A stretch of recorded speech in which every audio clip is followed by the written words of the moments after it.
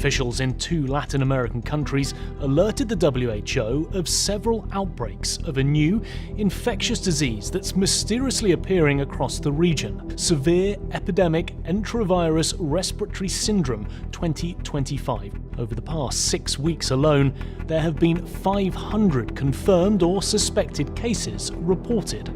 The virus could cause a severe pandemic if early containment and mitigation efforts are not successful.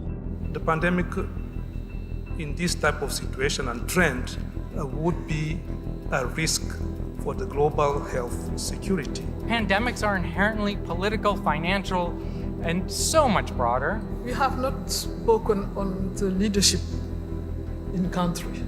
And I think that we need to be also very careful. We cannot decide a lot of things without the leaders be involved and agree on that. There is no substitute for national leadership. It's Mylz.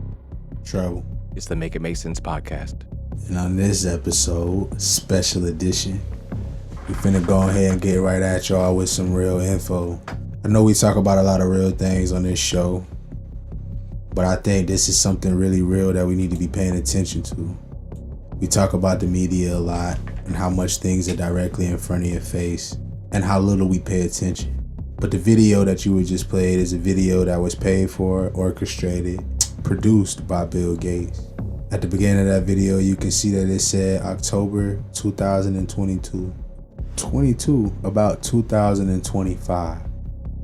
So before we can understand the why, we have to understand the who.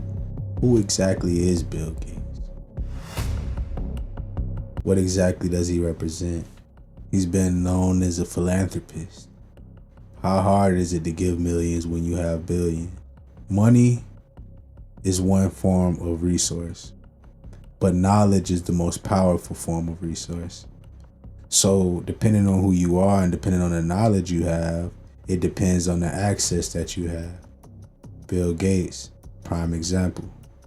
On file, on record, it's been proven that his father was the head of Planned Parenthood leader. This is Bill Gates' words, not mine. Now, when we talk about the who and the Mr. Gates, I find that last name ironically when you think about the term gatekeeper, but we're not gonna go that far. Also, Gateway Computers were a Microsoft thing. The future that Bill Gates has in mind, and again, these are not my words, these are his, are that the population has to be reduced. This is a dream of his. We have to reduce the population by any means. It's not just a dream of his, it's a dream of the entire group that he's in, known as the Good Group. There are groups of people in the world that want to control the world. We know this already.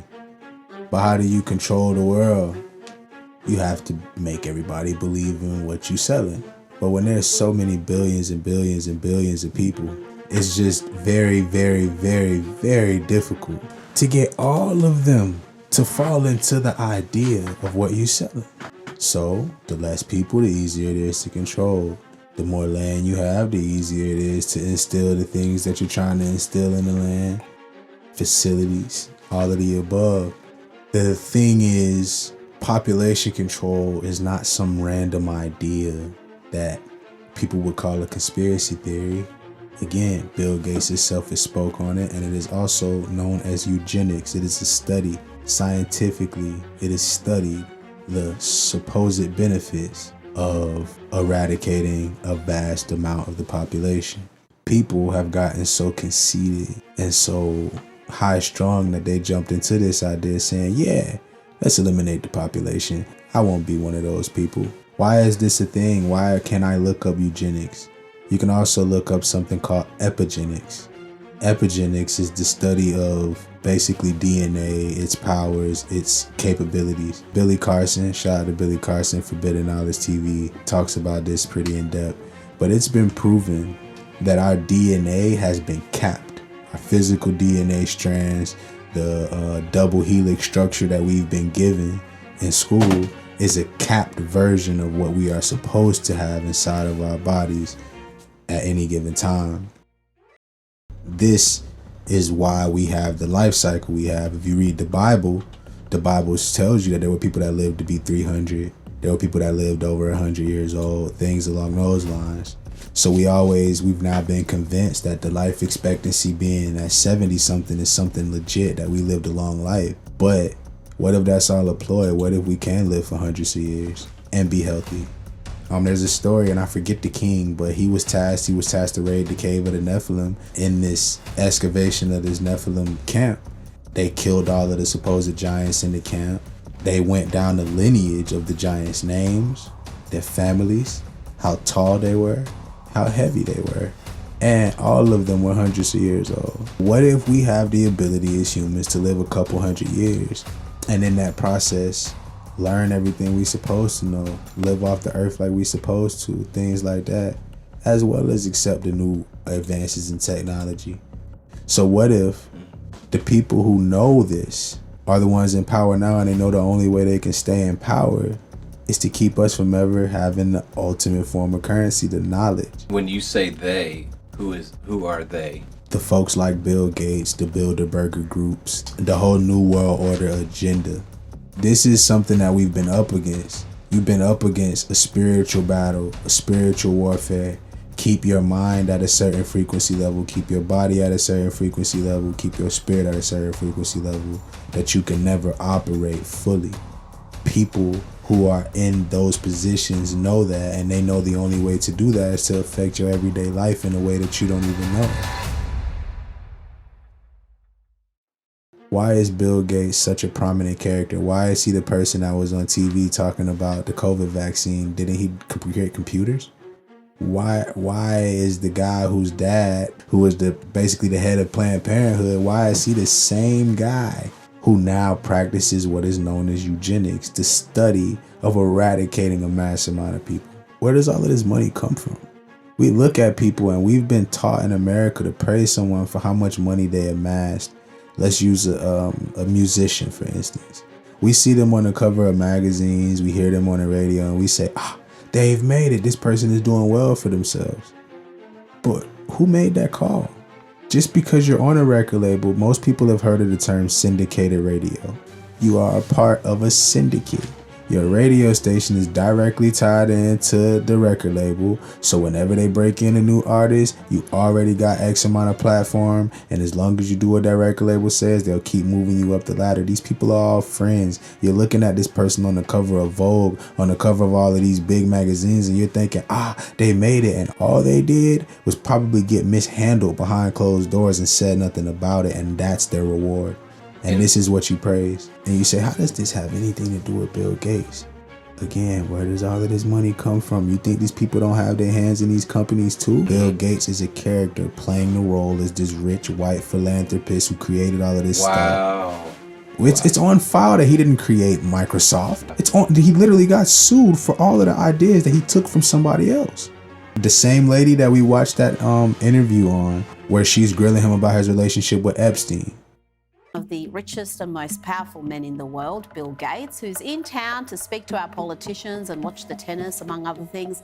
And last night he had a rather uncomfortable interview on the ABC. Now, one of the issues that's dogged you is that of your relationship with Jeffrey Epstein. Do you regret the relationship that you maintained with him against Melinda's advice and wishes? Oh, I've said that you're going way back in time, but yeah, new audience. I will say for the, over 100th time, I shouldn't have had dinners with him. Epstein had a way of sexually compromising people. Is that what Melinda was warning you about? No. No, I had dinner with him, and that's all. And that you regret the relationship, the acquaintance? That I had dinner with him. And the relationship between the foundation and Epstein, There never was any relationship of any kind. That was a good start, Sophie, but I would have liked her to also ask why he began a relationship with Jeffrey Epstein after he pleaded guilty to soliciting prostitution from a minor.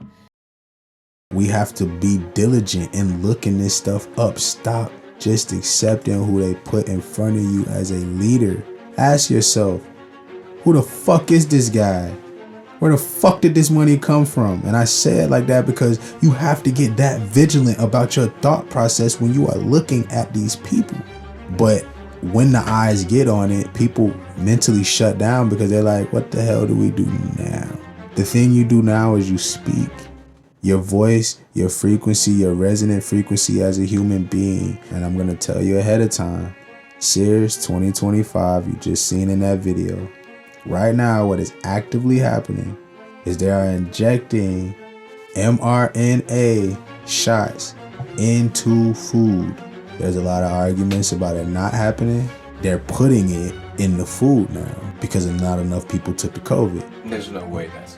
This is fact. And then you can go look at Bill Gates stand at another TED Talk and speak on the importance of injections and how he learned with other scientists, quote, through injections and vaccines, we can eliminate 70% of the world's population. This is his words. That's okay to y'all? But nobody wants to say anything other than call you crazy, even though they swear they love their family so much. They swear they love their children so much. That's why I get annoyed, because no, you are not powerless. Your voice is a weapon. They can't silence all of us.